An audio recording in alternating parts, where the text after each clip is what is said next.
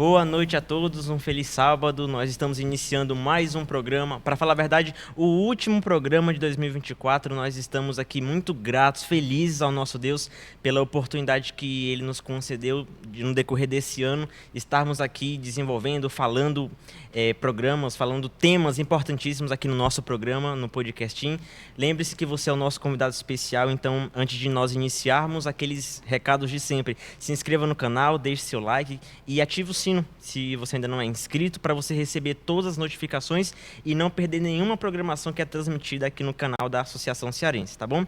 Nós estamos recebendo aqui um convidado muito especial, mas antes de apresentá-lo para vocês, eu gostaria de apresentar a nossa apresentadora que vai me ajudar aqui, coordenando, assumindo aqui a direção de mais um programa. Feliz sábado, Livni. Feliz sábado, Último Gustavo. programa, Livni. Como é que você está? Com aquele sentimento de trabalho feito, Missão cumprida, né? Missão cumprida. Feliz sábado a todos que estão aí nos assistindo, né? Eu estou muito feliz, ao mesmo tempo muito grata, porque foi os melhores programas que nós já fizemos, né? Com pessoas muito legais, com assuntos muito bons, e eu tenho certeza que nós podemos extrair tudo de bom de todos os nossos programas. Então, eu estou muito feliz e muito ansiosa também para o ano que vem. Sim. Tenho certeza que ano que vem vai ser melhor ainda. A Lívia já deu um spoiler que vai ter o programa no ano que vem, mas é isso mesmo. E a nossa intenção aqui com os nossos... Cada programa que foi transmitido, tanto no ano passado quanto nesse ano, é ajudar de alguma forma todos, mas especialmente os nossos adolescentes. Lembrando que é um projeto do Departamento de Adolescentes aqui dessa associação, em parceria também com o Departamento de Mídia da nossa Associação Cearense. Amém. Bom, vamos apresentar o convidado dessa noite? Com certeza. Nós estamos aqui muito felizes, até porque nós sabemos que vai chegando o final do ano, as agendas vão ficando apertadíssimas, principalmente a dele. O nosso pastor Heber Reis é o presidente da nossa Associação Cearense. Estamos felizes por ter aceitado o convite. Feliz sábado, boa noite. Boa noite, feliz sábado, Gustavo, a Livni. É muito bom estarmos, né, juntos, né, para falar da palavra de Deus, né? E especialmente ao público jovem, ao público adolescente, né? E falarmos, estudarmos e vermos a vontade de Deus para nós, especialmente no dia do Senhor, onde nós devemos nos sentar realmente para ver a vontade de Deus e estudar a sua palavra, né? Então, Amém. eu agradeço a Deus por aqui estar, também pelo convite, né? E que Deus nos abençoe e abençoe todos os nossos adolescentes. Amém. Nós Muito também, bem. né, de antemão já agradecemos pela sua presença, né? Sabemos que a agenda... Pela sua disponibilidade. A sua disponibilidade, porque a agenda fica meio apertadinha, mas nós agradecemos de coração por ter aceitado o nosso convite também. Muito bem. Só lembrando, Livni, para todos que estão nos acompanhando, lembrando que o tema do programa vocês já estão vendo, né? Vocês já viram no cartaz, é Pergunte ao Pastor. Para falar a verdade, a Bíblia responde, ou os textos respondem, também seria uma boa opção, né, do programa, mas a intenção do programa de hoje é tirar dúvidas. Então, assim, se você tem alguma dúvida, não permaneça com essa dúvida. Pergunte a alguém, pergunte ao pastor, por exemplo, que ele vai esclarecer, que ele vai responder às suas dúvidas. Sim. Foi disponibilizado um link nos grupos, né, para um link de uma forma anônima, que você poderia acessar esse link de forma anônima para fazer a sua pergunta, né, para depositar a sua pergunta, caso você tivesse alguma dúvida. E nós colhemos essas perguntas, que foram 16 perguntas ao total, então nós vamos estar dando uma missão muito importante aqui para o pastor. Ele vai ter que responder essas perguntas de uma forma que nós entendamos, mas no tempo... Não se preocupe com o tempo, tá, pastor? Não se preocupe com o tempo. Pode ficar à vontade. É complicado, realmente, por causa do tempo. E porque responder as perguntas... se forem embasadas e tal, então precisa de realmente um tempo maior, a depender de cada pergunta. Mas podemos ver o melhor. Vamos ajustar, né? Lembrando que responder não é o que eu acho, né, o que eu penso, mas o que a Bíblia diz sobre isso, né, o que a palavra de Deus nos orienta nesse sentido, né? Então, nós vamos procurar justamente responder dessa forma. Só lembrando que realmente nós estamos num período crucial nesses últimos meses do ano, onde temos reorganização das igrejas. Nós temos aqui no Ceará 14 igrejas e 2 grupos.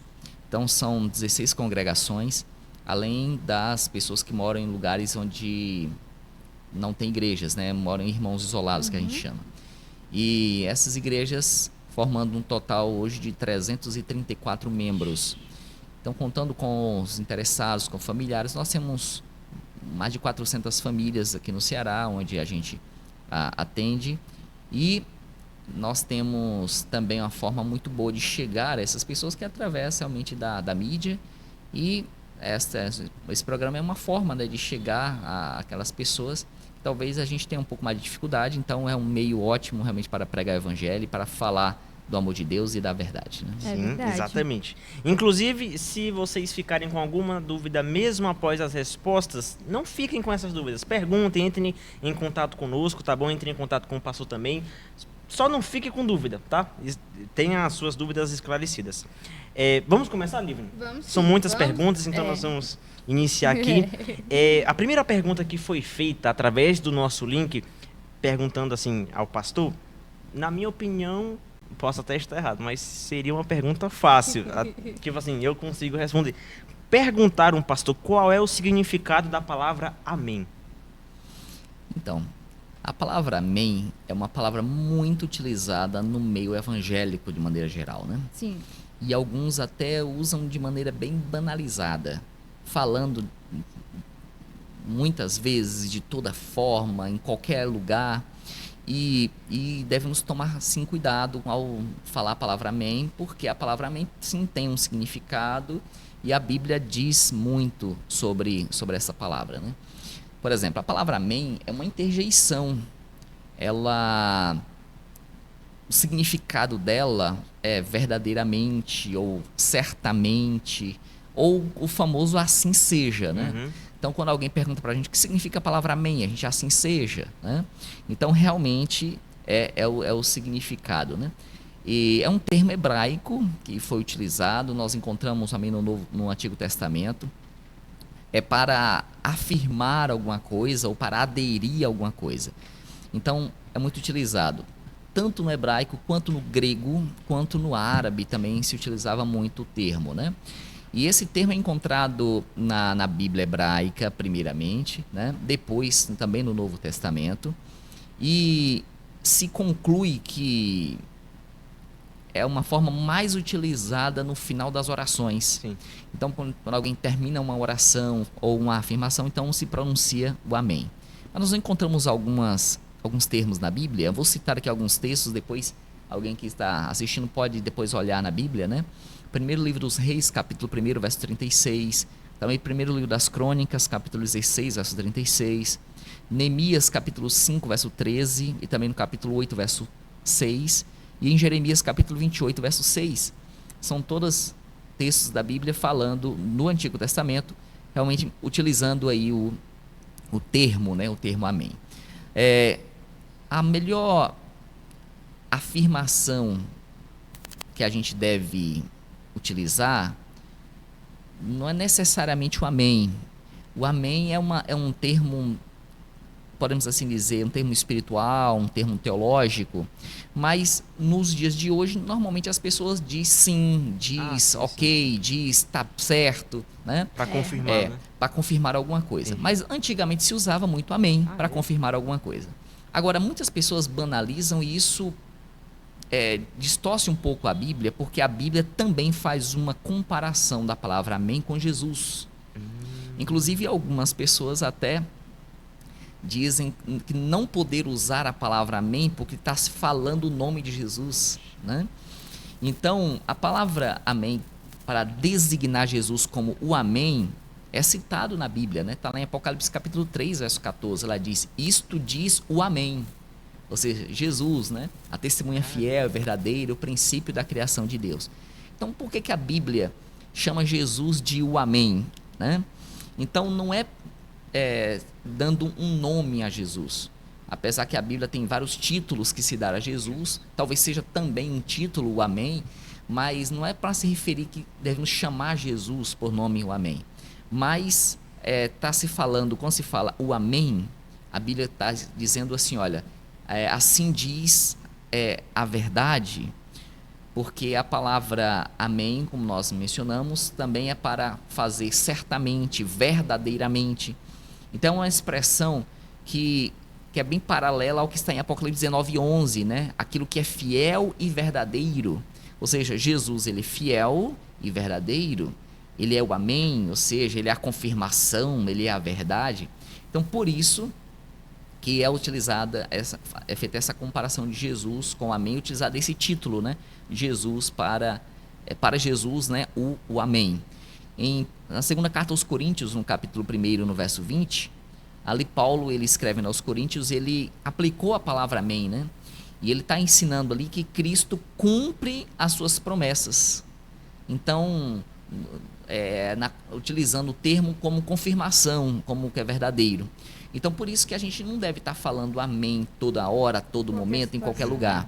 Tem pessoas até que chegam em algumas orações e alguém fala assim, Senhor, nós somos fracos. Aí alguém diz amém. Ah, é verdade. Então não pode fazer assim. Então a pessoa tem que tomar muito cuidado para se referir ao amém. Mas a pessoa pode sim utilizar essa palavra, esse termo, para confirmar uma oração, para confirmar ali uma afirmação, né?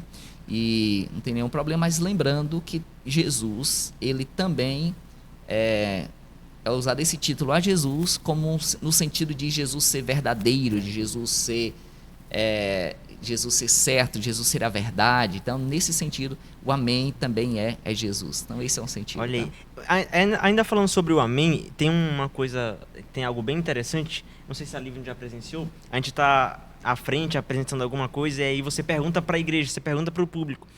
Amém? E aí, às vezes, a igreja responde tão fraquinho e aí a gente... Amém, tipo, a gente força, e não pode, né, pastor? Eu aprendi isso, não Correto. pode forçar. Não pode jamais. Então, você não pode forçar ninguém dizer assim amém. Seja. Né? Então, você pode fazer uma afirmação, se a pessoa entender que deva fazer a afirmação, ele diz amém. Então, se alguém fala alguma coisa lá que ele concorda, o que ele diz? Amém. Né? Se alguém canta um hino e aquele hino tocou e ele concorda, a pessoa diz amém. Né? Então é um sentido realmente de você ali concordar, de você afirmar, de você dizer que aquilo é uma verdade, né? Então é nesse sentido, mas não pode falar assim, ó, diga um amém, que não pode fazer isso, não tem sentido nem no termo que na etimologia da palavra faz sentido você usar, né? Muito bem. É interessante porque o amém eu escuto muito, principalmente nos cultos, né? E nas orações as pessoas geralmente começam, elas agradecem, né? Mostram também as suas fraquezas, né? Mostram ali alguns pontos negativos, né? Mostrando, pedindo a Deus auxílio, ajuda. E muitas das pessoas, elas dizem amém, não no momento certo, né? Então, acho que é a importância de prestar atenção também na oração. Muitas pessoas vão só falando. Isso. Eu já ouvi isso, que muitas pessoas, por conta dos espaços, né? Que as pessoas terminam de falar uma parada assim... na oração, vão dizendo amém, amém, amém, amém, amém. E às vezes não faz sentido o significado da palavra com o momento que ela está falando. Então, acho que a importância do amém tem que ser bem, bem compreendida, para que a pessoa possa realmente usá-la da forma correta, né? Muito bem. Pronto, falando sobre o amém, agora vamos para a segunda pergunta, Lívia. Eu considero isso mais uma curiosidade. Uma curiosidade que Na verdade, eu fiquei pensando, quando eu vi essa pergunta, o pastor vai contar quantas vezes tem ali, em livro, em passagens aí. Enfim, como é que ele vai saber essa resposta? A pergunta que foi feita foi: qual é o nome mais usado na Bíblia? Deus ou Jesus? Muito bem. Então, primeiramente, a gente precisa entender que a Bíblia tem diversas traduções e em cada tradução tem coisas diferentes. Então, diferentes não no sentido de mudar o contexto ou mudar o sentido, mas de palavras que são utilizadas, né, e termos que são dados. Então, por exemplo, você tem Bíblia que você vai encontrar a palavra Jesus e tem em outra Bíblia, em outra tradução, que no mesmo texto você vai encontrar a palavra Senhor. Então, como você entender isto, né? Então, segundo alguns pesquisadores, tá?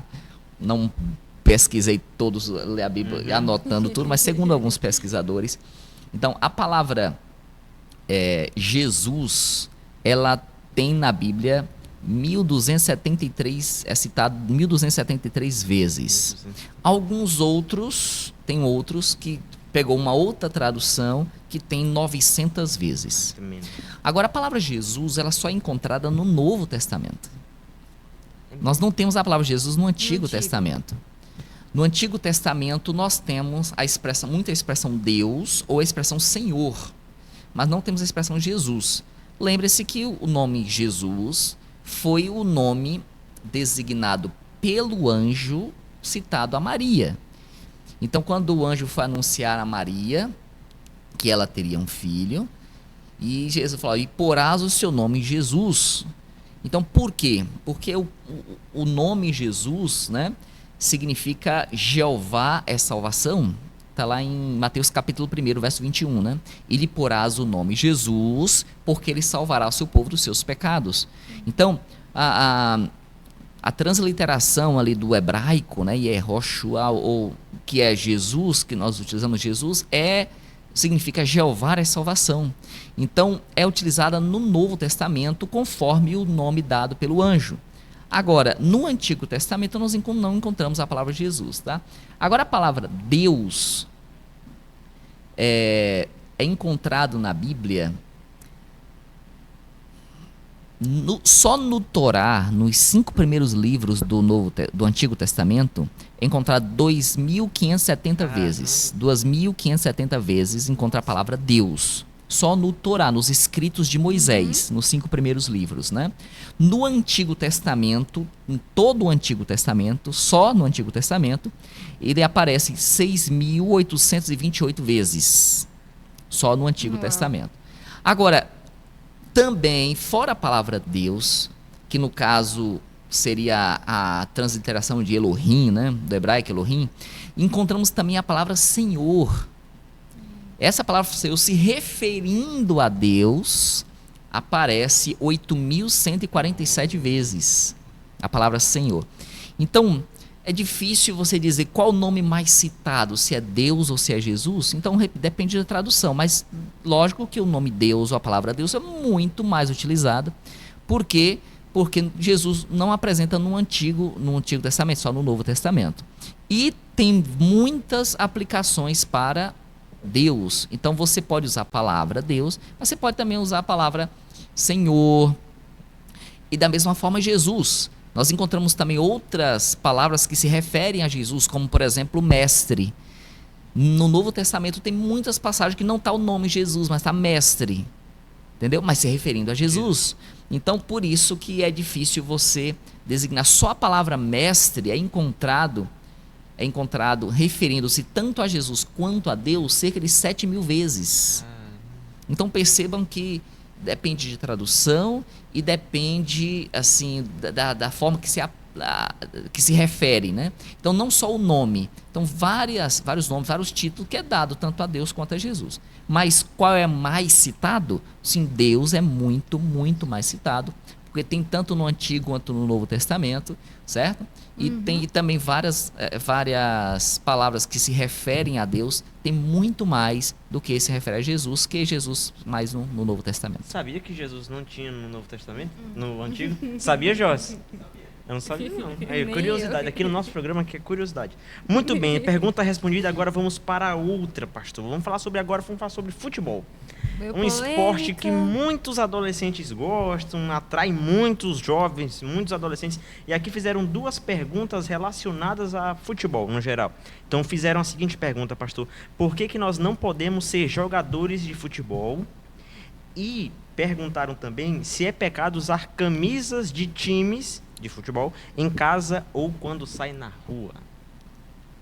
Muito bem, então vamos lá. O futebol, ele tem diversas razões porque não podemos ser jogadores de futebol.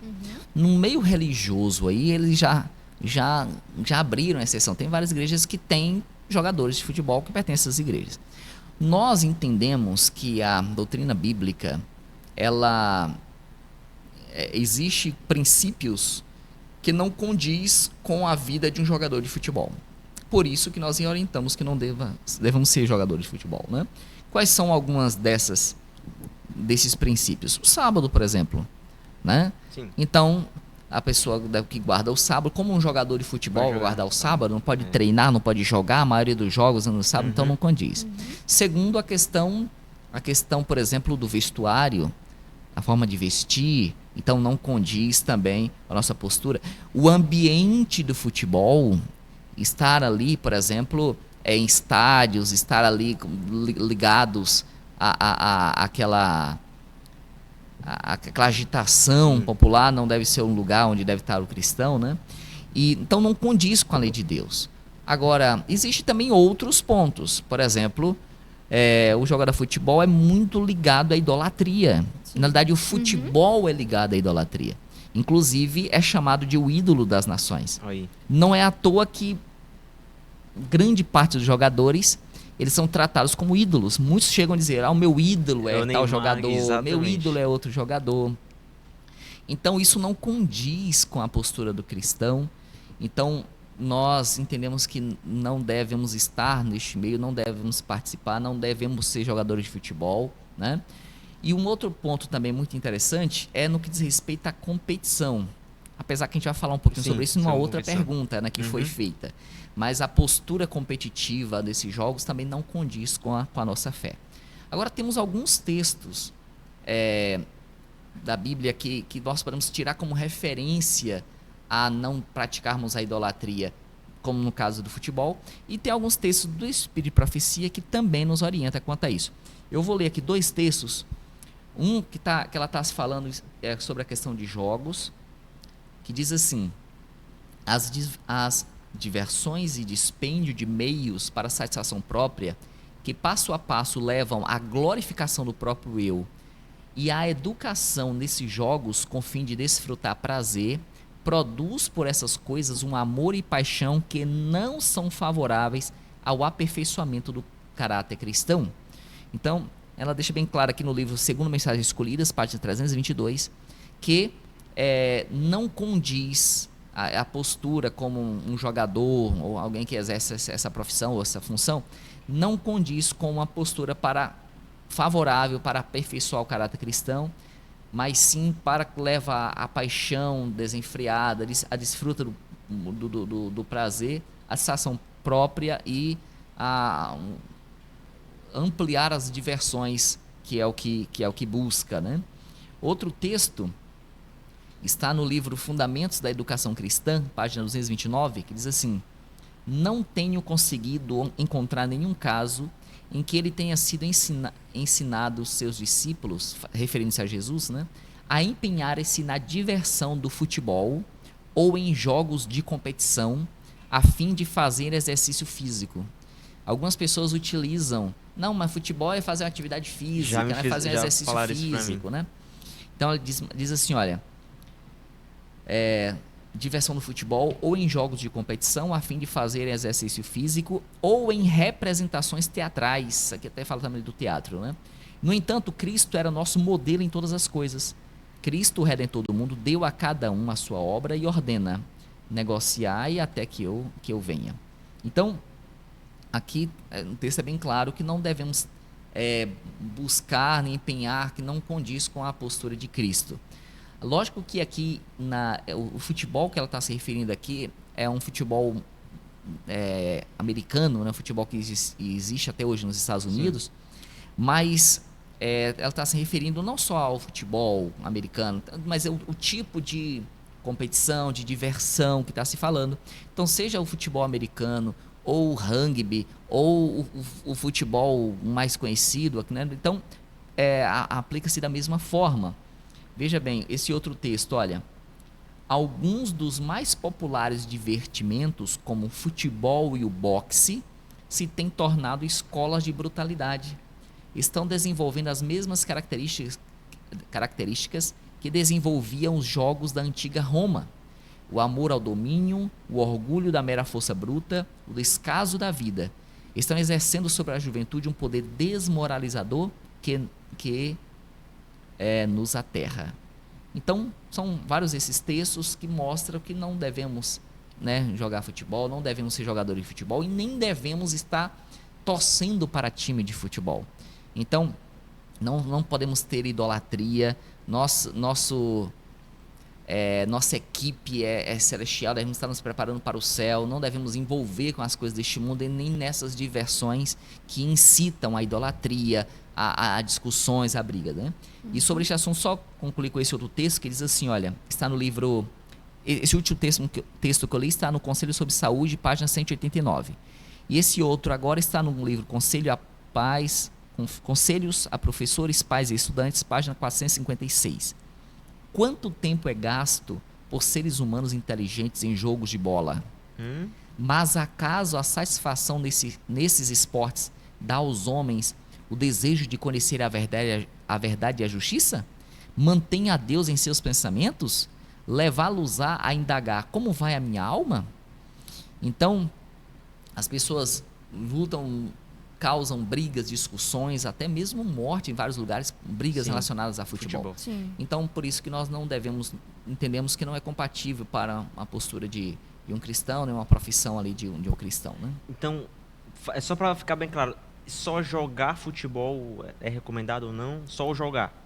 Então, tem um texto... Como forma de divertimento, né? Porque fala assim, recreação. Não, mas esporte é saúde, esporte é vida. Já usaram esse argumento para mim, então só o jogar. Então, tem um texto que a própria Ellen White, ela fala assim, não condeno o simples brincar com a bola. Então, se a pessoa tá ali, um pai com um filho, um irmão brincando ali, empurrando uma bola para cá, uma bola para lá, isso não é o futebol que nós entendemos, né? É o brincar com a bola, mesmo que quer brincar com uma peteca, quer brincar com alguma coisa assim. Agora, o que está se referindo à questão do futebol é o sentido realmente ali da competição, da idolatria e uma série de outras coisas que pode causar brigas, desentendimento, que isso não deve ocorrer, né? Pronto, respondido. Agora sobre as camisas. Muito bem, então agora sobre a questão da camisa. Então, se entendemos que não devemos jogar futebol, não devemos ter isso como profissão, não devemos envolver, não devemos estar torcendo para times, não devemos praticar a idolatria nesse sentido, então como é que nós podemos estar vestindo uma roupa que diz o contrário, né? Pois é. Então, nós precisamos entender que é o seguinte, ou nós pertencemos ao reino de Deus ou não. Então não existe um terceiro caminho, né? Não existe um outro termo. É dois termos, ou seguimos a Deus ou não. Então nós precisamos entender que vestir alguns tipos de roupas não é própria para o cristão. Por exemplo, camisa de futebol, camisa de político, às vezes que tem com político ali na frente, com propaganda política, camisas onde tem frases ou indagações errôneas, como por exemplo, que tem negócio de cerveja, nome de propaganda de cerveja, ou até mesmo de empresas que pregam contrário à nossa fé. Então, esse tipo de roupas não devemos vestir. Aquelas regatas também, pastor? Camisa regata? Então, camiseta regata, ela não pode ser utilizada não só a questão de ser de futebol ou não, mas porque fica desnudo, né? Então, com o corpo à mostra, e nós não devemos ser assim. Certo. Então, nós devemos vestir, por exemplo, a pessoa até vai fazer uma atividade física, então não deve estar usando aquelas camisetas regata, pode usar aquelas camisetas que cheguem próximo aqui ao cotovelo, né? Mas não deve estar usando aquelas camisetinhas ou sem camisa na rua, esse tipo de... Nós não devemos promover, é um tipo de nudez, né? Sim. Então, devemos andar na rua de maneira diferente. Olha esse texto que está no livro Crede em Seus Profetas, página 194. Devemos andar pelas ruas da nossa cidade aqui da mesma maneira, porque esperamos andar nas ruas da Nova Jerusalém. Caramba, qual o livro? Crede em Seus Profetas, página 194. Então, não podemos vestir uma camisa ou uma roupa que contraria a nossa fé, porque nós estamos pregando a Jesus onde quer que andamos. Então, se nós andamos na rua, em algum lugar, e você, por exemplo, está com um time uma camisa de um time de futebol, o que você está transmitindo? Você está pregando o quê? Né? Então, devemos, então, não devemos utilizar isso. Mas só em casa, pastor. Então, ninguém está vendo. O problema de você usar em casa, ou só no seu quarto, é que às vezes você está usando no seu quarto e de repente você dá um pulinho ali, você faz algum lugar ali. Então, primeiro, nós não devemos comprar esse tipo de camisa. Sim. Não devemos ter esse tipo de camisa, né? Aí alguém fala assim, mas e se eu ganhei, né? Alguém me deu esse tipo de camisa? Então, Deixa você deu, guardado. você guarda lá. Né? Mas talvez não deva utilizar, e deve evitar até em casa, para que você não corra o risco de falar assim, não, mas eu só vou ali. Né? Muitas pessoas. Tem até um outro texto que está numa Meditação de 68, na página 189, diz assim: aquele que aceita a Deus como seu soberano tende a assumir o compromisso de fidelidade a Ele, tem de envergar o uniforme cristão e erguer bem alto a bandeira que mostra a que exército ele pertence. Tem de fazer confissão pública de sua fidelidade a Cristo. É impossível o anonimato. O sinete de Cristo tem de aparecer na vida na forma de obras santificadas. Então, se alguém é cristão, ele tem que usar a roupa de um cristão. Se alguém, ele tem que mostrar a que exército pertence, a que bandeira ele está erguendo. Então, alguém que usa roupas assim na rua, de político, de time de futebol, ele está mostrando uma coisa diferente. Por isso que não devemos sair na rua usando camisas de times, futebol, alguma coisa assim. Ou não, a mesma coisa vale para as blusas que tem personagens, né? Personagens Sim. fictícios, desenhos animados, a mesma coisa vale, né? E às vezes algumas pessoas têm aqui, por exemplo, às vezes cita alguma coisa de uma série favorita, de uma novela, de um filme. Então devemos evitar esse tipo de roupas, né? Devemos entender que a roupa própria, aquela roupa que mostra que somos cristãos e não que conhecemos, pregamos ou divulgamos, né, coisas que não condizem com a nossa fé. Muito bem. Super respondido. Agora, saindo do futebol, vamos parar na política, Livin. Outra pergunta polêmica, né? Por que nós não podemos nos envolver com a política? Antes do senhor responder, pastor, uma vez eu estava na parada do ônibus, aí, agora, nas eleições agora, chegou uma mulher entregando, né, aqueles panfletos lá. E aí, tava com a mãe de Paulo Henrique. Aí a irmã Antônia falou que a gente não se envolve com política, né, e tal. Aí ela falou, não, mas a Bíblia recomenda a gente se envolver com política. José não era governante? Aí ficou ela e a irmã Antônia assim debatendo. Sim, mas por que, pastor? Algumas pessoas até falam isso, né? José não era governador do Egito, Daniel não era um ministro lá na corte babilônica, né? Bem, então é o seguinte, tem diversas razões que nós não devemos nos envolver com política. Primeiro, a política não se harmoniza com a nossa fé, né? A política, para se entrar na política, precisa ter partidos políticos e que seguem ali, que tem as suas leis, a sua estrutura, o fundamento dos seus princípios, né? E os princípios dos partidos políticos não condizem com os nossos princípios. Então vamos aqui ver algumas razões. Primeira razão, nossa pátria não é aqui. Então eu não devo lutar para... alguns falam, tem que lutar pela nossa pátria, mas nossa pátria é no céu. Nós temos diversos textos na Bíblia, como por exemplo, Hebreus capítulo 11, verso 13, Filipenses 3, 20, né? Evangelho de João capítulo 18, verso 36. Nossa pátria não é aqui, nós somos estrangeiros e peregrinos. Então nós não devemos lutar por este mundo, para dirigir, para governar, porque nosso lugar é no céu e estamos aqui de passagem nos preparando para o céu, né? Outra coisa, a política causa divisão na sociedade, causa divisão na igreja, causa divisão na família. Verdade. Imaginem vocês a política como é na igreja, tem pessoas de uma posição, outras é de outra, causa divisão na igreja, causa problema. Então isso não condiz. Então não se harmoniza com a lei de Deus, não se harmoniza com a justiça de Cristo. Então a justiça de Cristo, os princípios da justiça de Cristo não condiz com a postura política, né?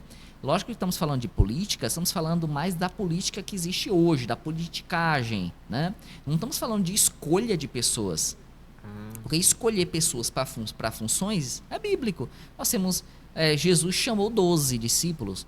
Depois que Judas saiu, os discípulos se reuniram ali, escolheram 2 e depois tiveram ali a votação, lançaram sorte e escolheram Matias. Ou seja, votar para eleger pessoas é bíblico, não é a questão desse tipo de política que nós estamos falando. Estamos falando da política que existe hoje no mundo, a política no nosso país, envolvendo partidos políticos, envolvendo propaganda política, envolvendo o desenvolvimento de projetos de partidos que não condiz com a nossa fé. Então, esse tipo de política não devemos nos envolver.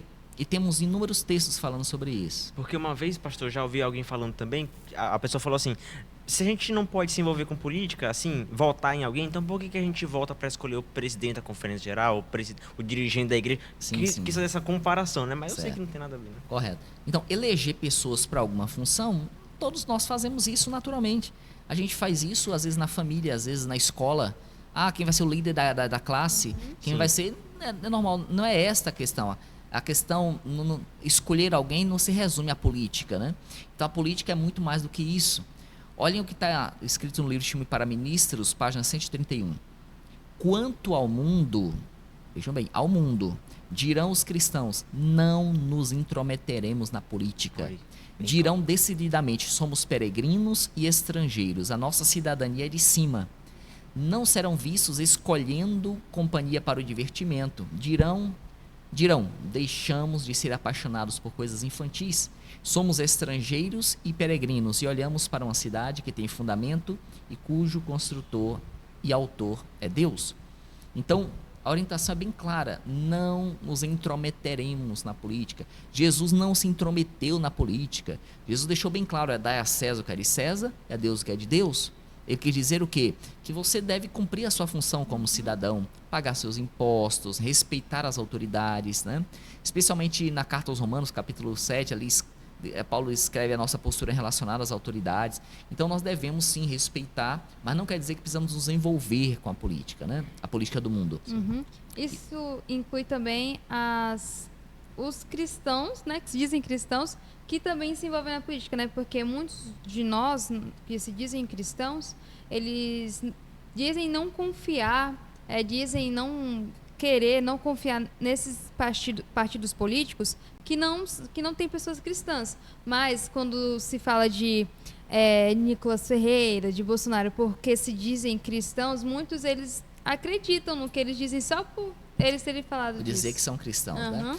Inclusive, muitos cristãos que se dizem cristãos, que estão no meio político, eles estão defendendo sim a sua pauta. Mas eu estou me referindo a nossos princípios.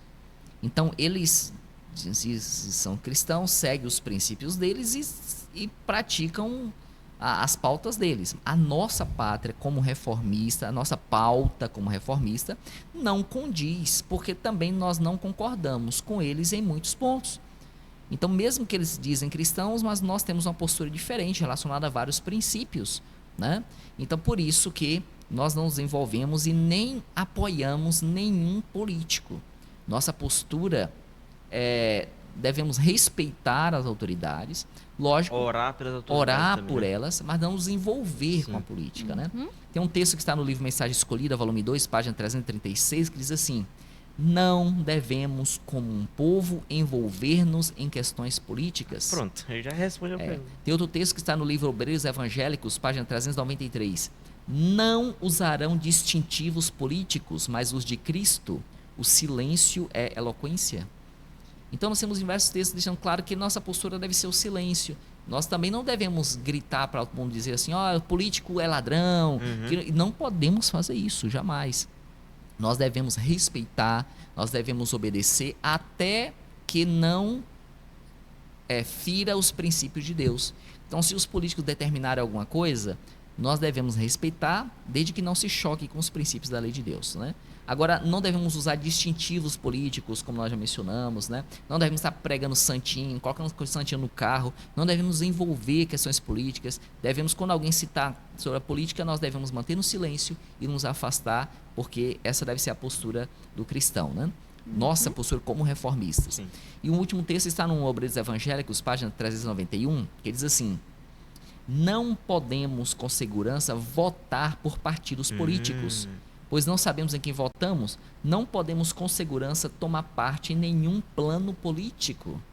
Então, quando você vota em alguém, você está votando não só na pessoa, você está votando no partido, você está votando nos princípios que ela carrega, você está votando em muitas coisas, por isso que nós não devemos nos envolver quanto a isso. Lógico que o voto ele é secreto, o voto é individual, a pessoa deve estar com a sua consciência para com Deus, mas a orientação de Deus quanto à nossa postura relacionada à política é essa. Muito bem, então não se envolva com política. Pronto, agora a próxima pergunta, pastor, vamos falar sobre a competição novamente, que a gente citou ali um pouco na questão do futebol. Uma vez eu estava fazendo gincanas com adolescentes, e aí, como a gente sempre faz, eu dividi em 2 equipes. E aí no final da gincana, chegou um adolescente para mim e perguntou: Gustavo, competição é errado? Eu falei que sim, né? Porque eu estava pensando na questão de apostar. Eu falei sim. Então, se é errado, por que a gente faz isso em gincanas? Por que vocês dividem duas equipes e a gente fica ali disputando? Então a pergunta é essa, pastor: competição é errado? Se sim, por que fazemos isso em gincanas? Muito bem. Então, precisamos entender bem o sentido da palavra competição, né? Porque eu peguei aqui uma tradução só para a gente entender. Competição é concorrência a uma mesma pretensão por parte de 2 ou mais pessoas ou grupos, com vistas a igualar ou superar o outro. Então, isso seria a definição de competição. Então, nós não recomendamos competição.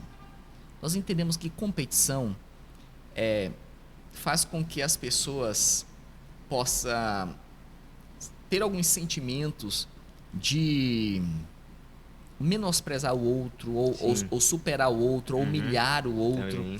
Então, isso não é benéfico, isso não vai ajudar. Por isso que nós consideramos que não deve haver competição. Agora, existem algumas coisas que são chamadas de desafios. Se você usar a expressão, em vez de competição, usar desafio, aí sim, porque desafios é bom e é bíblico. Nós temos, por exemplo, várias posturas bíblicas relacionadas a desafios. Eu vou citar aqui. Mas só um detalhezinho sobre a questão de desafio, porque a palavra desafio significa o ato de desafiar. É o chamamento para qualquer modalidade, peleja, competição. Então, você vê, a palavra competição, você pode colocá-la no sentido de desafio. Então, não no sentido de brigar para humilhar o outro, mas no sentido de ser desafiado ao outro a desenvolver. Então, aí sim, aí você pode utilizar, e é isso que muitas vezes algumas pessoas fazem, algumas gincana e tal. É no sentido mais de desafio do que de brigar. Agora, nós temos alguns textos da Bíblia que falam sobre desafios. Por exemplo, a primeira carta aos Coríntios, capítulo 9, verso 24, aqui Paulo fala daqueles esportes que existiam antigamente, né? Ele cita assim: os que correm nos estádios, só um leva o prêmio, correi de tal maneira que alcanceis.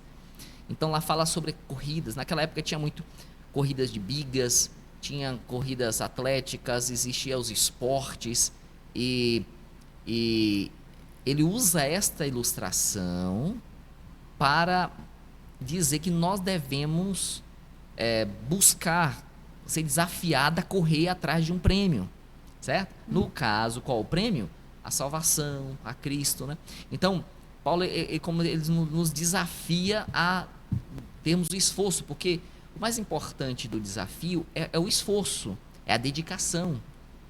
Então, nesse sentido que seria a competição. Então, por exemplo, você chama pessoas para competir, ou vou trocar a palavra, tá? Desafiar, não é para um humilhar o outro, para quem consegue se esforçar mais. Então, nesse sentido de se esforçar é bom. E como a Bíblia aqui chama a atenção, né? Então, quem ter ali um esforço. Olha esse outro texto na primeira carta aos Coríntios, capítulo 9, verso 25. Todos os que competem nos jogos se submetem a um treinamento rigoroso para obter uma coroa que logo perece. Mas nós o fazemos para ganhar uma coroa que dura para sempre. Então, está vendo que ele usa a expressão que nós nos fazemos. Nós devemos nos desafiar, ou competir, dependendo do sentido, tá? Nos desafiar a buscar um treinamento rigoroso, a submeter-nos a algumas coisas, para que nós possamos alcançar a coroa que não é corruptível, uma coroa incorruptível. Então, uma coroa que dura para sempre. Então, nesse sentido, é que, no caso, seria buscar esses desafios, né? E também na Epístola aos Hebreus, capítulo 12, verso 1 e 2, lá diz, ó, portanto, também nós, uma vez que estamos rodeados de tão grande nuvem de testemunhas, livremo-nos de tudo que nos atrapalha e do pecado que nos envolve. E aí a Bíblia usa, e corramos com perseverança a corrida que nos é proposta. Você vê que a Bíblia fala que devemos correr uma corrida. E essa corrida, como é que é a competição aqui nessa corrida? Certo? Então, a Bíblia diz aqui, ó, tendo os olhos fitos em Jesus, o autor e consumador da nossa fé. É aquela corrida que todos podem ganhar, todos podem alcançar o alvo, todos podem. Então, é como se fosse ali um desafio, sim, onde você deve se esforçar, deve correr com determinação, com olhos fixos ali em Jesus, para alcançar aquele objetivo. Então, nesse sentido, é que sim, nós podemos ser desafiados, podemos nos dedicar, certo? Mas competição no sentido de brigar, de humilhar o outro, de então, apostar, né? Apostar, esse tipo de coisa, nós não devemos Muito ter. bem. Bem claro, bem respondido. Vamos lá, Livni, com você. Vamos lá, próxima pergunta. Quem não é membro e nem está na classe batismal pode cantar na escola sabatina ou em algum culto? Se não, por quê? Muito bem, aí já é uma questão bem interna, né? Então, essa resposta seria uma resposta bem interna da nossa igreja, né? Como a nossa igreja lida com pessoas que estão à frente da igreja, que estão liderando o culto, certo? Porque a liderança do culto não é só aquele que prega, a liderança do culto é aquele que dirige, aquele que canta, né, que toca, então, na direção do culto, né? Então, no culto a Deus, sempre foi designado por pessoas específicas. Então, por exemplo, no Antigo Israel, na adoração a Deus, tanto no santuário quanto no templo, era feito tudo de maneira organizada, era com pessoas específicas. Por exemplo, o louvor eram feitas por pessoas designadas, preparadas para isso, consagradas para isso. Eles eram levitas específicos ali, né? Então, por isso que nós entendemos que deve estar à frente pessoas que são preparadas, consagradas para esta função, né? Então, exercer funções na igreja são isso. Então, é diferente de exercer funções para a iniciativa individual. Nós temos, inclusive, na nossa igreja, esse regimento aqui, olha, regimento de música, né, da nossa igreja. E nesse regimento, ele explica detalhadamente sobre isso. A postura relacionada dos cantores, dos músicos ou aquelas pessoas que dirigem o culto e daqueles que tomam iniciativa individual. Por exemplo, nós temos alguns cultos, algumas reuniões, culto, por exemplo, de quarta-feira, culto de oração, onde se abre a oportunidade para quem deseja fazer algum agradecimento. E nesse caso, individualmente, alguém se levanta e vai agradecer a Deus e às vezes pode até cantar. Ele não está dirigindo o culto, mas ele ali está fazendo uma manifestação de gratidão. Então, nesse caso, qualquer pessoa pode fazer, né? Agora, quando se prepara um culto para se dirigir, para ministrar o culto, então, nesse caso, como a Bíblia orienta, deve ser feita por pessoas específicas, consagradas e separadas para isso. Que são os de sábado e domingo, né? Os cultos preparados. Isso, e não, mesmo na quarta-feira, ou mesmo outros cultos, mas que estejam dirigindo à frente, entendi, né?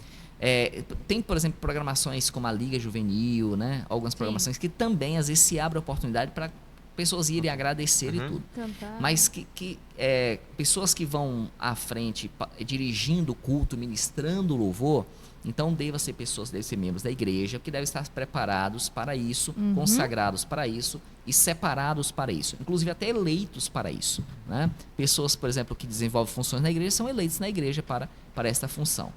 Agora, precisamos, é o caso também, por exemplo, de pessoas que participam ativamente da administração da igreja. Agora, existem alguns casos de pessoas que participam de grupos, como, por exemplo, grupo de louvor, coral, orquestra. Então, nesses casos, como é que funciona? Nesses casos, devem ser membros da igreja e existem alguns planos, alguns projetos de pessoas que participem desses grupos que não são necessariamente membros da igreja, mas estão se preparando para isso. Estão estudando a Bíblia, estão na classe batismal, e que dão um bom testemunho. Nesse caso, então, a igreja permite que essas pessoas participem desses grupos, Nesses grupos, às vezes uma orquestra, às vezes um coral, às vezes um grupo que é formado ali e tal. Então, essas pessoas que estão assim, então a igreja às vezes permite que elas participem para que possam ali estar enturmando ali, estar junto, né? Uma forma de pregar, mas lembre-se, deva estar se preparando para o batismo, deve estar estudando e deve dar um bom testemunho para que possa estar à frente mesmo nesses grupos. Muito bem. Respondido, Livne? Sim, com certeza. Então vamos seguir e vamos para a próxima pergunta, pastor. Perguntaram: o que fazer quando alguém está indo de forma contrária à nossa fé? A gente faz alguma coisa, ou é o ministério que faz alguma coisa, a gente fala para alguém, a gente deixa. Ok, então vamos lá. Gente que não viu. Nesse caso, vamos separar em duas alguém está contrário à nossa fé, na igreja ou fora da igreja. Vamos supor que você encontra com alguém, um parente seu, um amigo seu, um vizinho que está contrário à nossa fé. O que devemos fazer com eles? Vamos orar por ele. E se tiver oportunidade, pregar para eles. Né? Essa deve ser a nossa postura.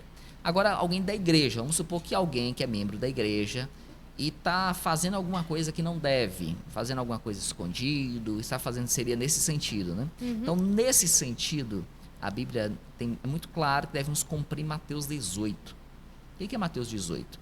Então, você viu alguém cometer algum erro, você viu alguém com alguma falha, alguma coisa, o que você tem que fazer? Você tem que ir até a pessoa. Você não pode jamais falar para alguém.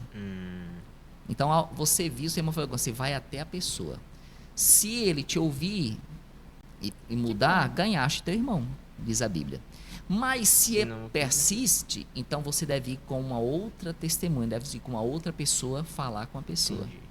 Se mesmo assim ela não ouvir, aí você deve encaminhar a igreja. Aí você deve procurar o pastor, deve procurar o obreiro, deve procurar alguém do ministério, e aí o ministério vai fazer o trabalho com esta pessoa. E, se for o caso, levar a comissão da igreja ou a reunião de membros para tomar as ações devidas. Mas a postura é desta forma. Então, jamais comentar com outra pessoa, jamais deve ir até a pessoa. Né? Isso. Depois. Deve ir diretamente até a pessoa, falar com jeito. Tem um texto que está na carta de Paulo aos Gálatas, capítulo 6, verso 1, que diz que quando você vê teu irmão em pecado, você deve ir a ele e encaminhá-lo tomando cuidado de si mesmo. Porque nós também temos as nossas falhas. Sim. Então, nós devemos, ao falar com os outros, tomar cuidado porque nós também temos as nossas falhas. Então, devemos falar com muito jeito, com amor e procurar ajudá-los, né? Então, dessa deve ser a nossa postura. Então, lembre-se, cumprir Mateus 18. E devemos ser o guardador do nosso irmão. Muito bem. Mateus 18, para você que ainda tinha essa dúvida. Pastor, a próxima pergunta, ela é uma pergunta muito boa. Eu acho que vai É interessante. é interessante, vai ser um pouquinho mais complicado, né, eu acho, para o senhor explicar, mas tudo bem. É pecado usar short ou biquínis na praia e se postar fotos postar foto com essas vestimentas? Antes do senhor responder, eu vou acrescentar a piscina, porque também já fizeram essa esqueceu de pergunta. colocar. As roupas para usar na piscina, é Na só praia. família, é só os irmãos da igreja? Tá bem. Então, qual o sentido de roupa? Roupa, ao usar qualquer tipo de roupa em qualquer ambiente, a gente precisa ter alguns princípios. Quais são os princípios? Os princípios é decente, modesto e decoroso. Decoro. Tá? Então, vamos lá. Quais são os princípios? Se é decente, se é modesto e se é decoroso. Tá? Isso está no livro Mensagem aos Jovens, na página 353. Lá diz exatamente que a nossa roupa deve ser decente, modesta e decorosa, né? E deve ter a função de proteger o nosso corpo. Então é o seguinte, a nossa roupa de usar na igreja e usar na rua, todos nós já sabemos. Agora a dúvida é relacionada a usar na praia ou piscina. Sim. Então vamos lá. Quando alguém está usando alguma roupa na praia ou na piscina, a pessoa deve estar usando uma roupa que possa... Como é que eu posso tentar explicar? Estar ciente de que aquilo não está causando uma falta de decoro ou uma falta de modéstia. Agora, lógico que o cristão ele não vai estar usando nas praias ou piscinas no lugar onde tem outras pessoas. O que eu quero dizer com isso? Quando alguém quer ir numa praia, deve procurar uma praia onde não tenha pessoas. seja uma praia mais reservada, mais deserta, um lugar mais reservado assim. Você quer ir com a sua família, deve ser assim. Da mesma forma, piscinas. Então você vai usar a piscina, então as mulheres devem usar a piscina junto com outras mulheres. Homens ou junto com outros homens. Então não deve homens e mulheres estar usando a mesma piscina, fazendo assim. Por quê? Porque por mais que você tenha uma roupa decente ali vestindo, mas não é um bom ambiente para estar ali homens e mulheres, né? Ao não ser que seja às vezes ali da mesma família, um pai, a mãe, os filhos que estão por ali. Mas mesmo assim não devemos estar usando esses biquínis. Esses biquínis não é um tipo de roupa que se usa em lugar nenhum e nem na frente de ninguém. Eu estou falando biquínis que é ensinado aí no mundo, né? Então não devemos estar usando esse tipo às vezes usando uma camisetinha, às vezes um short, por exemplo, pode ser utilizado dependendo se não tem ninguém ali, se é um ambiente isolado, né? E não tem pessoas também do sexo oposto, então aí a pessoa usa assim, um vestuário que condiz com o local, né? Então podemos também estar usando uma comprida gravata para entrar na piscina, também não faz sentido, né? Mas a gente precisa tomar só o cuidado quanto a isso. Agora, nós precisamos honrar o nosso Criador em qualquer lugar, até mesmo na piscina. Então, tá usando roupinhas curtas que mostram o corpo, então não condiz com a nossa fé, nem mesmo numa piscina, ou mesmo numa praia. Não basta usar, a pessoa ainda quer postar. Ah, tá. Sobre postar alguma coisa na rede social é mais do que andar na rua. Então, por exemplo, alguém que posta na rede social, mais pessoas veem do que aqueles que andam na rua. Então, a roupa que se deve postar nas redes sociais, a pessoa usando que tipo de roupa? As roupas que você usaria como se estivesse andando na rua ou na igreja. São as únicas roupas que você pode postar nas redes. Você pode foto usando essas roupas. Então, então jamais pode postar usando como um short ou biquíni, jamais. Isso aí é mostrar nudez, isto é você como se estivesse andando na rua, né? Tem até alguns textos, está em Números capítulo 15, no verso 27 a 39, lá diz que ao olhar para as roupas, as pessoas ao olhar para as nossas roupas devem lembrar dos mandamentos de Deus. Foi pedido para que fosse colocado franjas nas roupas dos cristãos naquela época, dos judeus naquela época, e também um cordão azul para que lembrasse dos mandamentos de Deus, né? Então devemos honrar nosso Criador em qualquer lugar e devemos pregar, testemunhar, né? Tem um texto no livro Educação, página 238, que diz assim, olha, o caráter de alguém é julgado pelo vestuário. Então o nosso vestuário, ele deve ser, como eu falei, decente, modesto e decoroso, certo? Tem um texto que está no livro 2 Testemunhos Seletos, na página 600, que fala assim, olha, no vestuário se mostra quem está servindo, quem está representando. E a Bíblia diz que nós somos o sal da terra e a luz do mundo. Então, se nós não termos um vestuário decente, como é que nós vamos ser o sal da terra e a luz do mundo? Como é que vamos iluminar o mundo? Ao contrário, vamos levar trevas. Por isso que a nossa roupa tem que ser adequada, deve ser modesta, né? Deve ser decorosa, decente, e nós devemos tomar cuidado. Ao postar, inclusive até eu dou um conselho aqui a você, olha as suas redes sociais, olha o seu Instagram, se tem alguma roupa, tire essa foto, que se tem alguma roupa indecente, não permita isso, não deixe que o seu Instagram possa pregar contra a sua fé, contra a Cristo, né? Então nós devemos ser a luz do mundo também nas redes sociais. Exatamente. E se tiver só nos melhores amigos, remova também, porque ainda é nas redes sociais, tá? Porque no Instagram também tem uma aba que coloca só nos melhores amigos, mas ainda tá nas redes sociais, tá? Certo. Vamos lá, Lívia, vamos falar sobre profecia? Sim. A pergunta que a gente ficou meio dúvida, mas pergunta do milhão. Como conseguimos entender qualquer tipo de profecia? Então, realmente, entender qualquer tipo de profecia é muito complexo. Na verdade, entender profecia já é complexo. Todo tipo de profecia, mais ainda. Existem algumas profecias mais fáceis de entender, e outras bem complexas, quando se usa símbolos, né? Dependendo do símbolo que se usa. Então precisa de um estudo diligente. Então, como entender? Precisa estudar. Precisa ter o que nós chamamos de estudo diligente. Esse estudo diligente está em Atos capítulo 17, verso 11. Inclusive você pode depois ler Atos 17, verso 11. Precisa entender as profecias de estudo diligente. Você precisa estudar e você precisa se dedicar a estudar aquele ponto. Uma outra coisa que se usa muito para compreender profecia é o que nós chamamos de comparar escrita com escrita, o texto com texto. Ah, tá. Certo?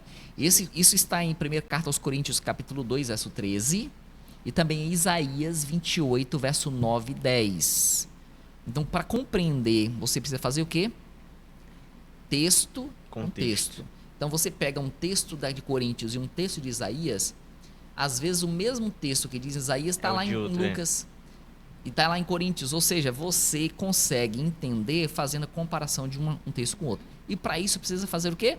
Ter estudo diligente. Então você precisa se dedicar, você precisa separar tempo para isso. Você deve buscar orientação, seja de alguém, seja de algum outro texto. É bom você ter uma concordância bíblica, é bom você ter algum livro de algum autor que explica aquele assunto para você fazer comparações. Então precisa de estudo diligente. Tem pessoas que acham que estudo é você pegar a Bíblia.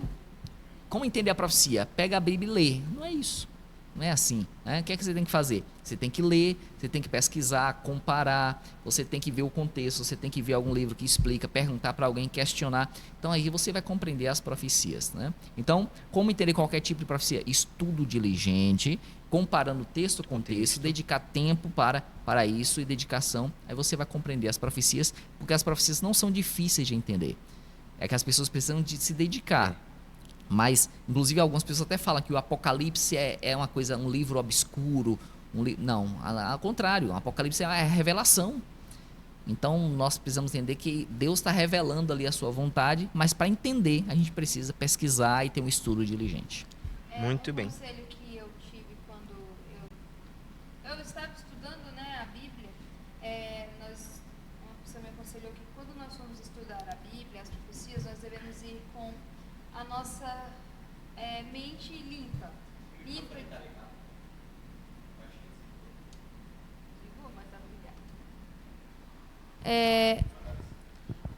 Falou que nós devemos ir com a mente limpa de qualquer pensamento que vá contra a Bíblia, qualquer pensamento de preconceito, porque muitas pessoas vão ler a Bíblia já com o pensamento de que a Bíblia está errada, de que a profecia é muito complicada.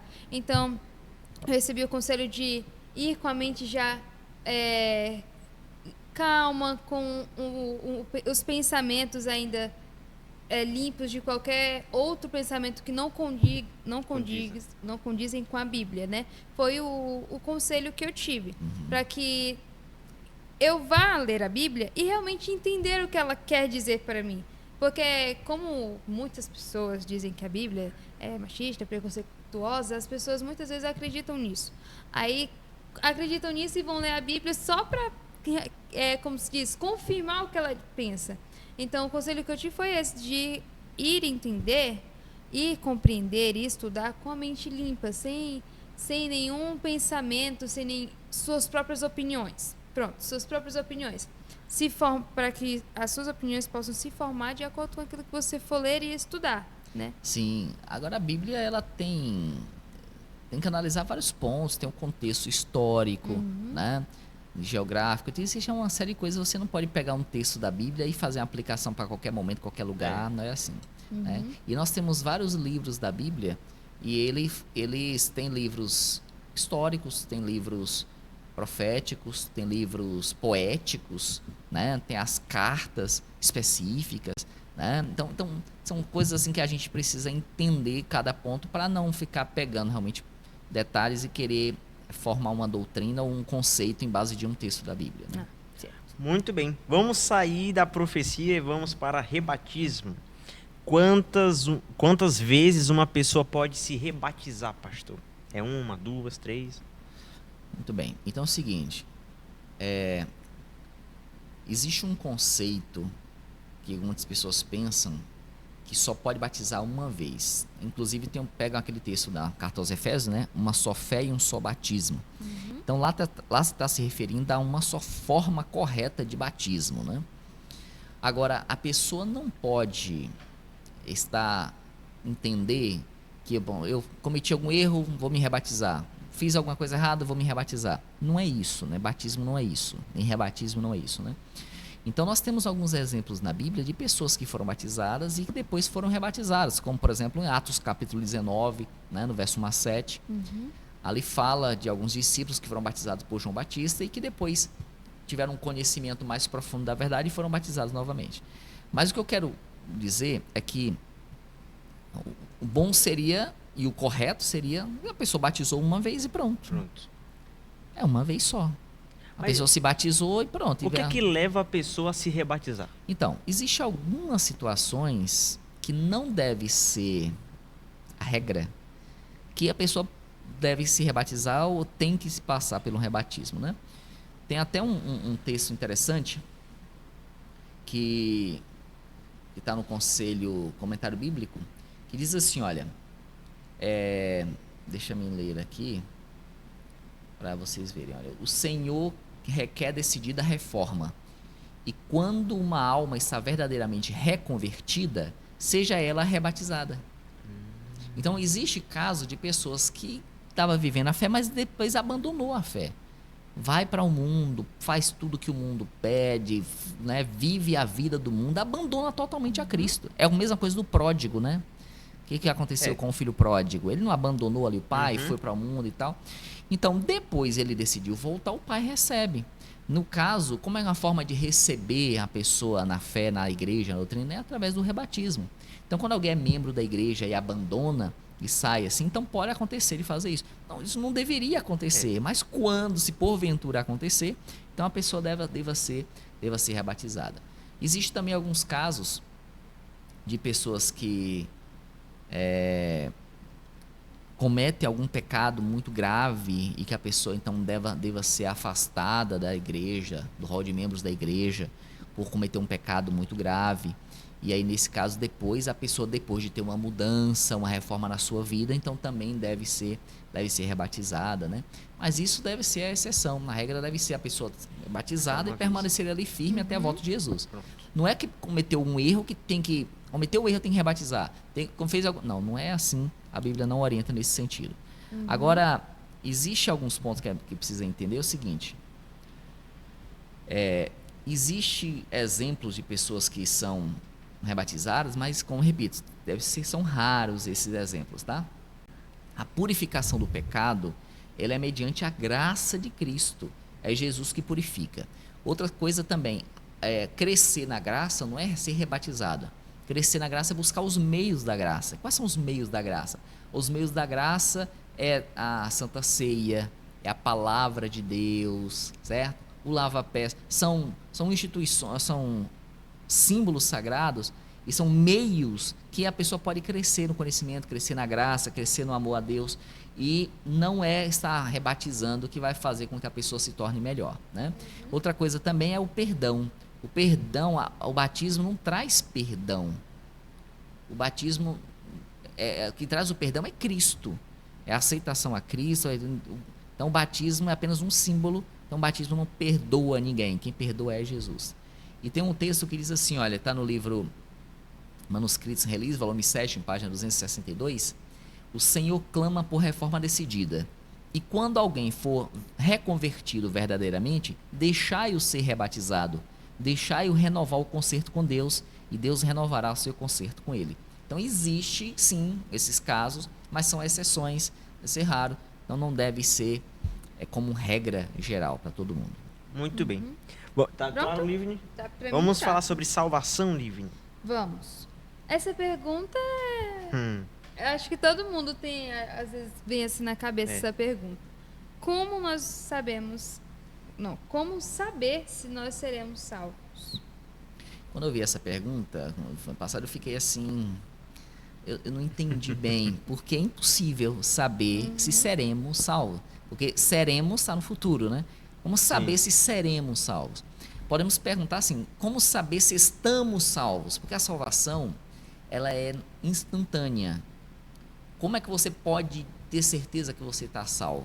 Quando você verdadeiramente se arrepende de seus pecados, entrega a sua vida ao Senhor e clama por Jesus, entrega a sua vida a Jesus, você é salvo por Cristo.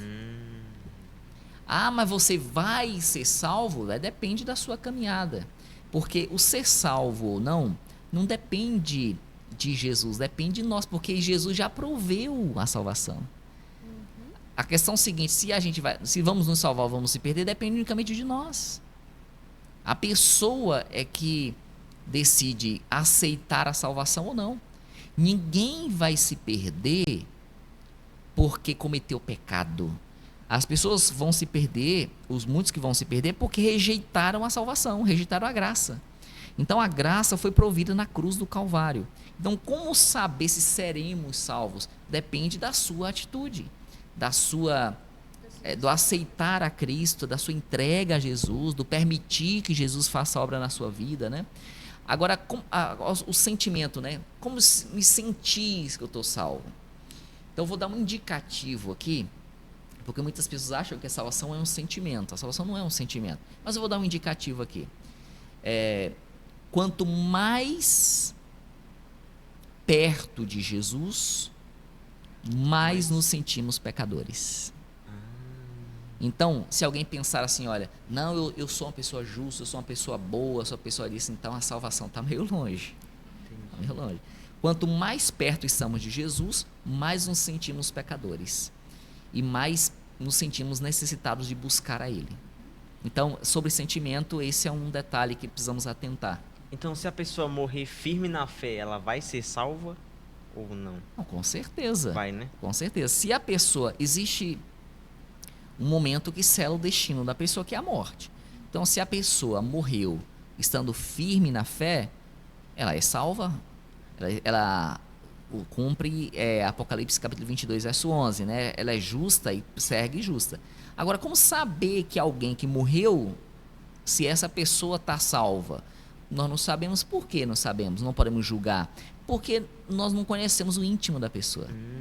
Não conhecemos o coração da pessoa. Só Deus julga. Então nós não temos como dizer, mas era membro da igreja, era uma pessoa boa. Mas como é que a gente sabe o coração? A gente não sabe. Por isso que nós não podemos julgar. Mas se a pessoa está com a sua consciência em paz, se a pessoa alcançou o seu perdão, está em paz com Deus e a pessoa morre, então ela está salva, está guardada por Cristo. Muito bem. Vamos seguir? Vamos falar sobre... Vamos falar sobre uma manobra que é muito atrativa para muitos jovens e adolescentes e perigosa. Antes de fazer a pergunta... Não, vou fazer logo a pergunta. A pergunta é: podemos dar grau? Se não, por quê? Antes do senhor responder, pastor, uma vez estava na escola e escutei os meninos comentando sobre esse assunto. E aí, eu sei o que é, mas eu me fiz de doido.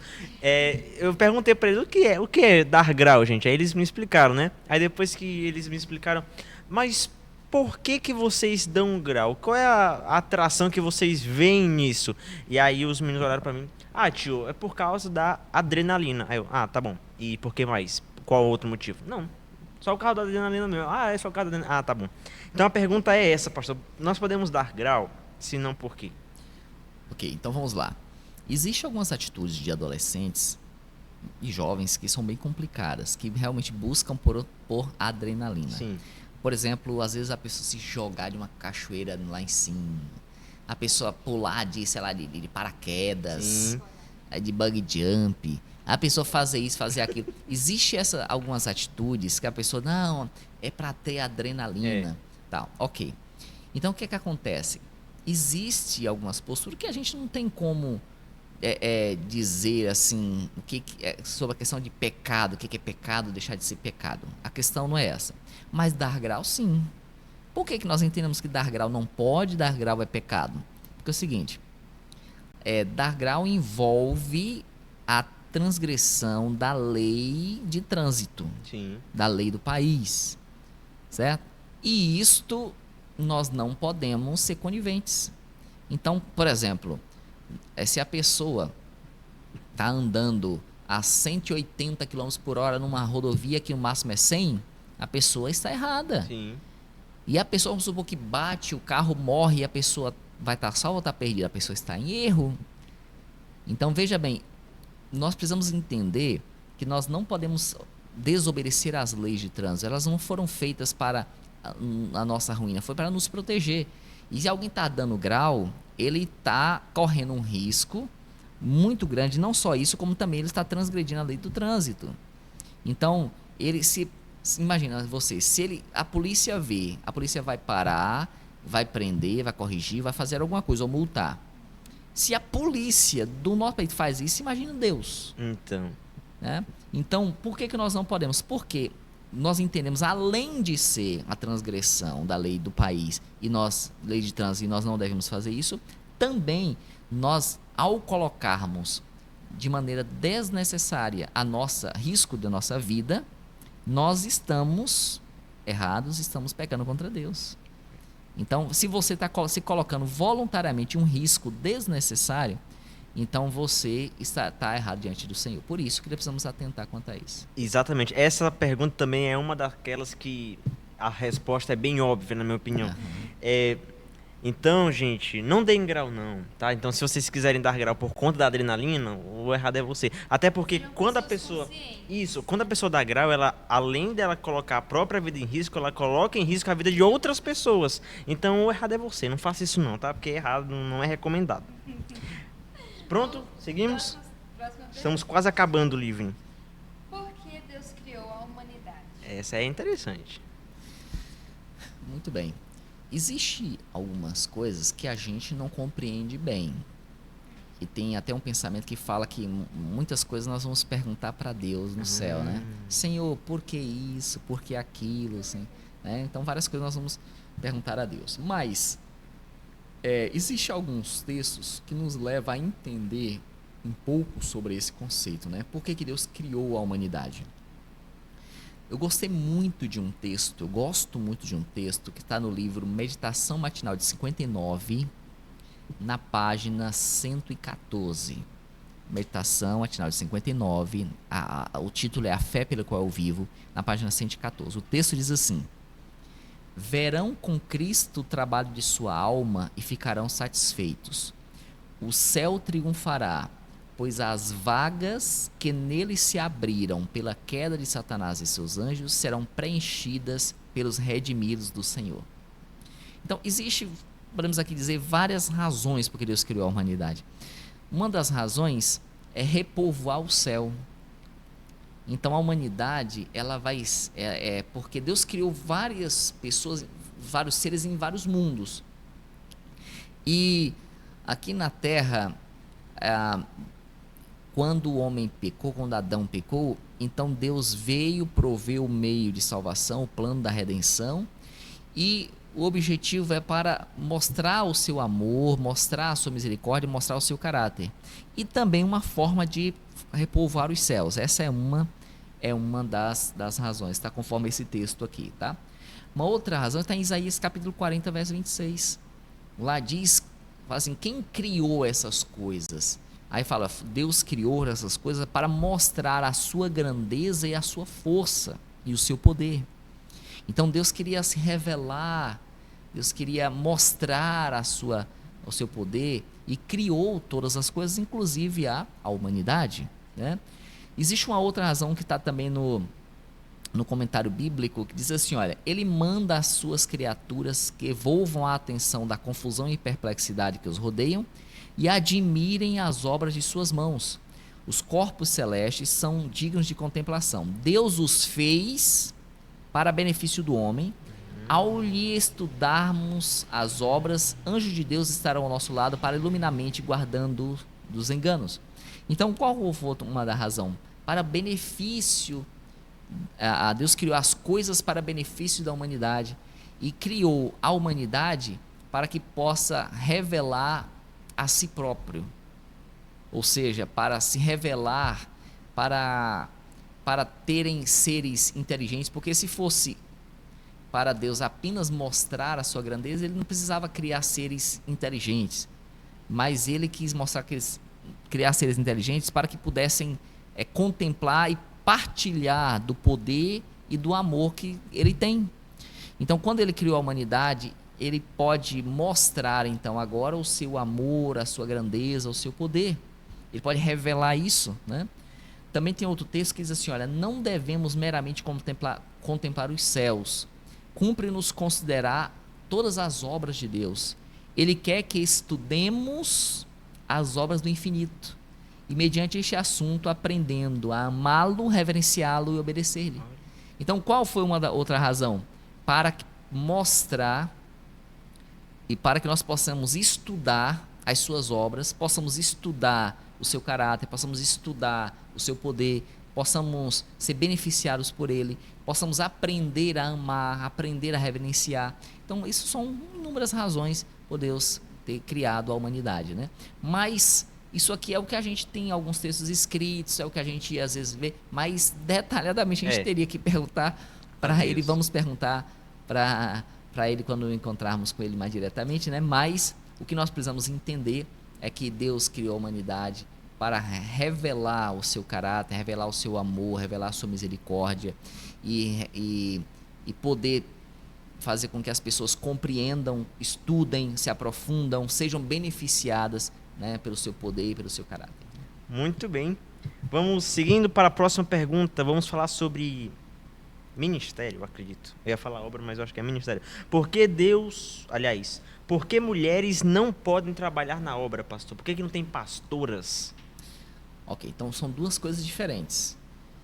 Por que mulheres não podem trabalhar na obra e por que mulheres não são pastoras? Então, mulheres podem trabalhar na obra? Podem.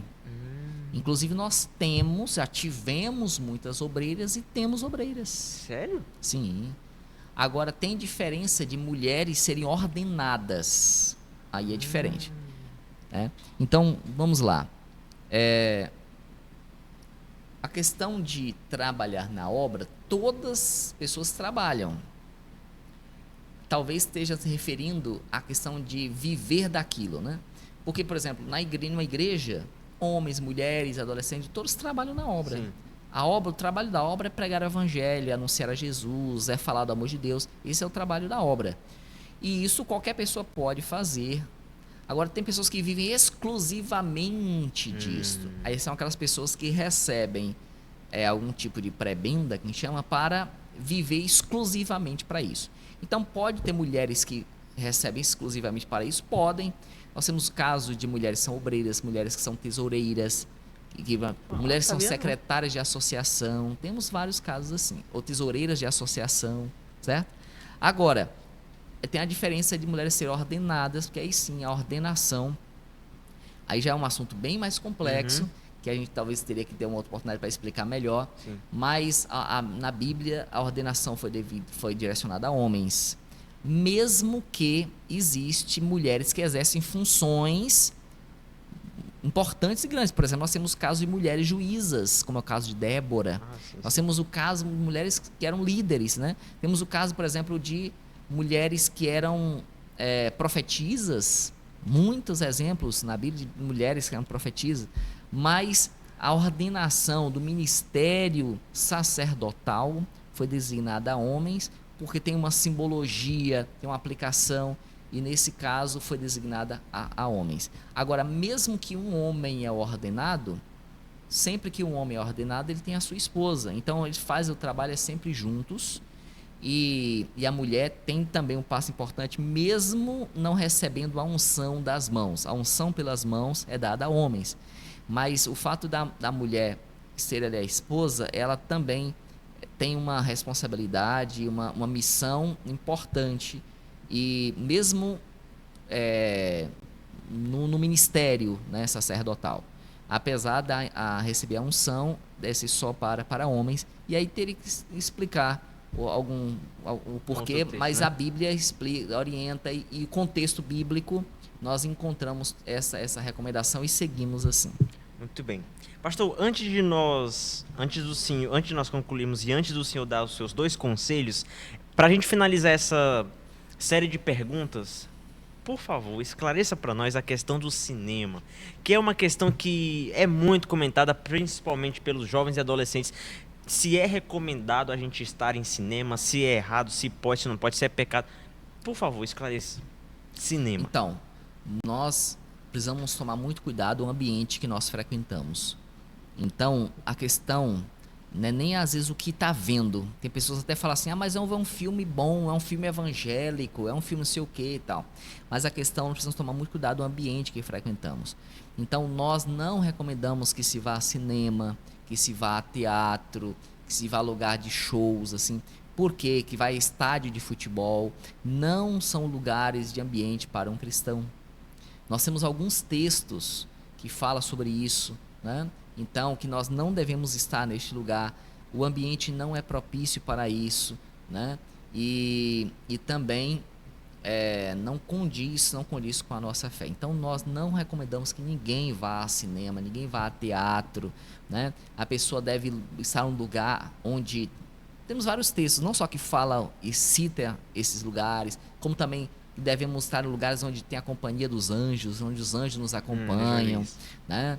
E várias outras situações que nós devemos tomar muito cuidado e não estar nesse lugar. Então, devemos, mesmo que a pessoa diga, mas eu gosto, é tão não sei o quê, nós não podemos estar nesses lugares. Muito bem. Então, se você quiser assistir um filme, assista em casa mesmo, com a sua família. Você pode até se deitar, faça uma pipoca, tá? Então, nós não recomendamos frequentar esses lugares. E tem que tomar cuidado com que tipo de filme. Também tem isso, né? Com qual porque filme? Muitas pessoas podem estar vendo coisas que não devem. Muito bem. Não convém assistir. Livni, finalizamos. Então, agora, Vamos só para os nós conselhos. sempre pedimos pra que- Foi? Agora foi? Nós sempre pedimos para os nossos convidados deixarem alguns conselhos para os nossos adolescentes. E nós queríamos que o senhor deixasse um conselho. Que conselho, no caso, o senhor daria para as pessoas que ainda têm algumas dúvidas sobre a Bíblia, o espírito de profecia? Muito bem, então vamos lá.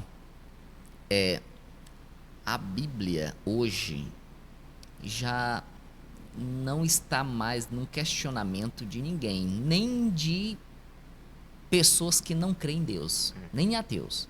Porque ninguém questiona a Bíblia, porque tem provas irrefutáveis sobre a veracidade da Bíblia. Por exemplo, existem provas científicas relacionadas à Bíblia. Existem coisas que a Bíblia menciona que cientificamente se prova, né? Por exemplo, dá um exemplo para você. A prova física da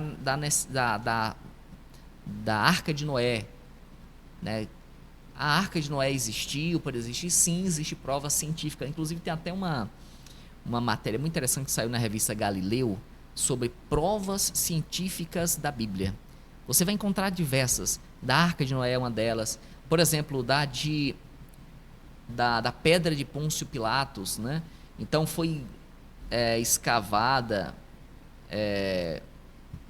em Jerusalém e foi feita uma escavação em Jerusalém e foi encontrado no ano 1961 um teatro que foi construído por Herodes, na época Herodes o Grande, né? E ali foi descoberta uma pedra e que possuía a inscrição dizendo assim, Pôncio Pilatos, prefeito da Judéia, né? Então, existem diversas provas, inclusive essa pedra ela está no museu hoje, né? E tem várias provas científicas relacionadas à Bíblia.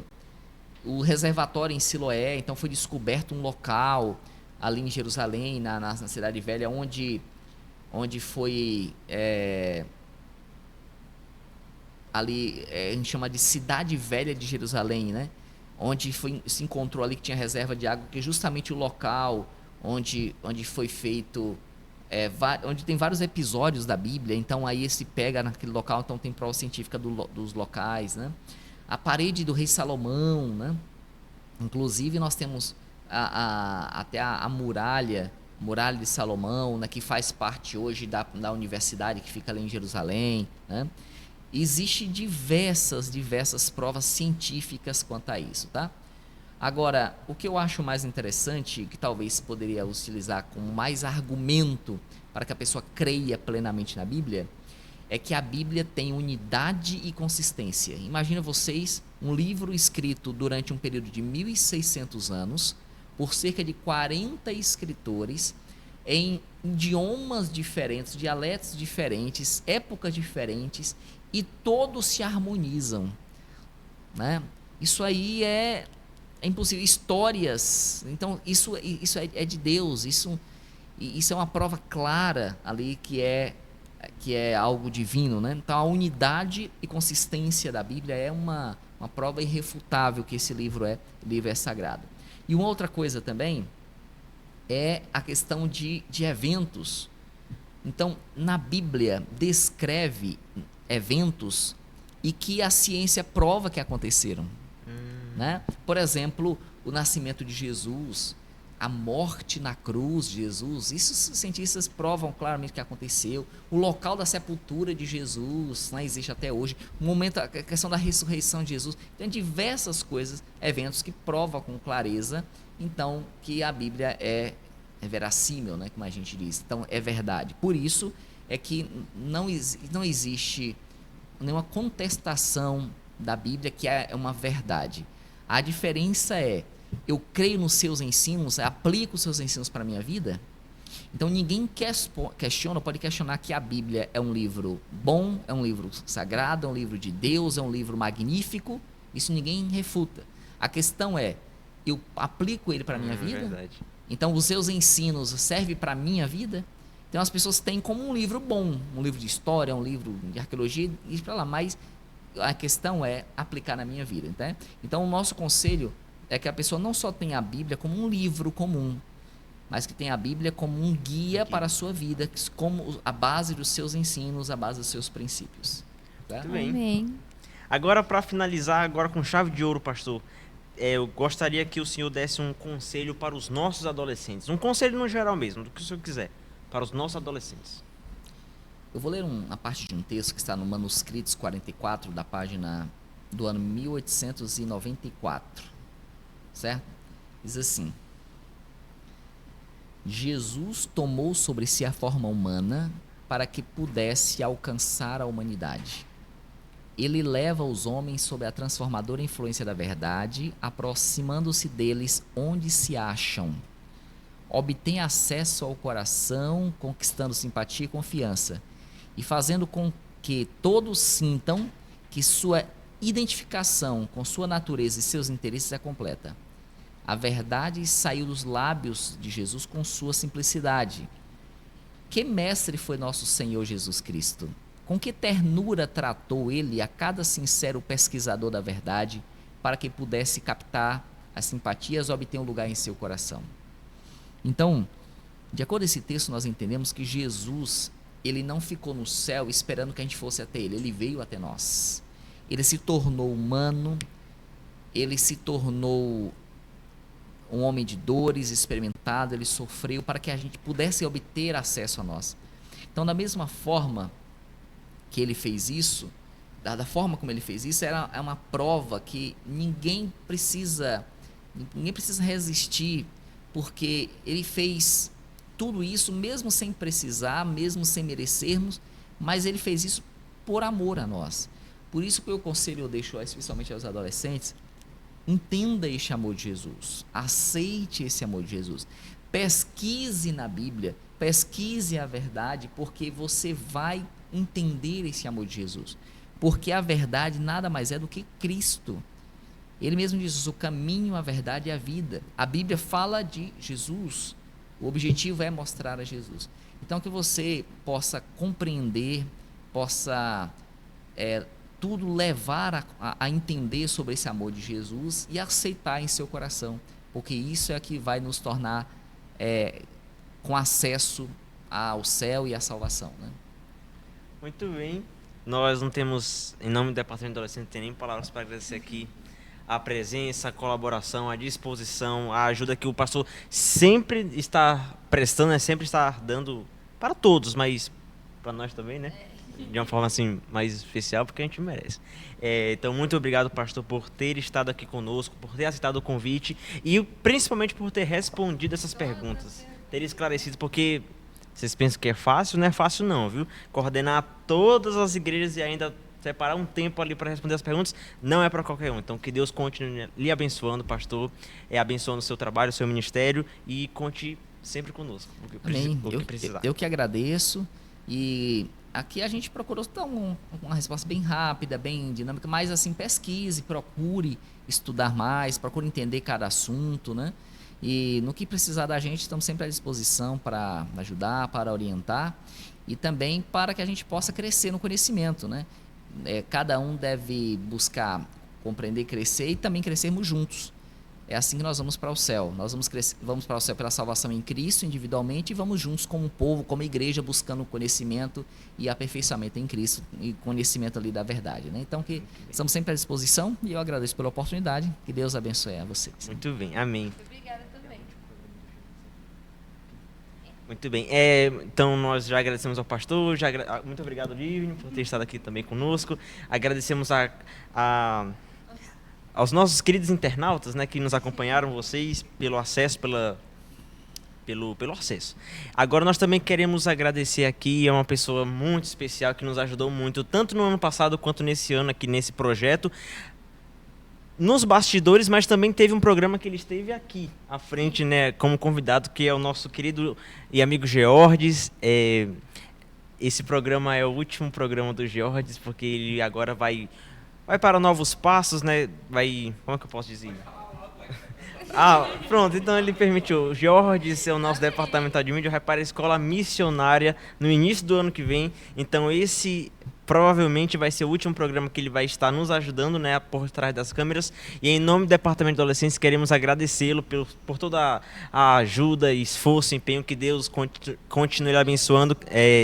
Principalmente nessa nova jornada, viu, Georges? Deus te abençoe muito e por que você precisar, nós estamos aqui.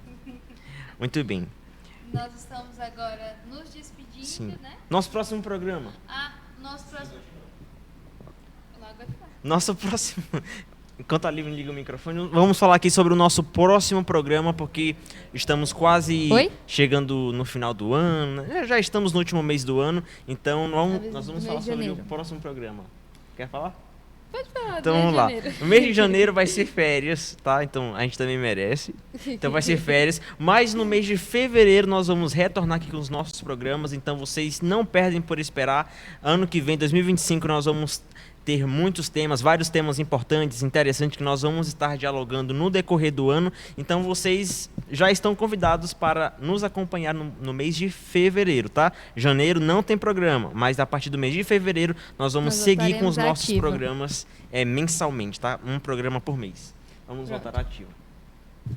Muito bem, então... Nós agradecemos a todos a presença de vocês. Lembre-se do recadinho que o Gustavo deixou, de vocês colaborarem com o nosso trabalho, né? Que é compartilhar nossos vídeos, deixarem o like de vocês, para que o nosso programa possa atingir outras pessoas, que outras pessoas que têm essas dúvidas possam ser esclarecidas, né? Então, que vocês possam ajudar o nosso trabalho. Que Deus abençoe todos vocês que estão nos assistindo.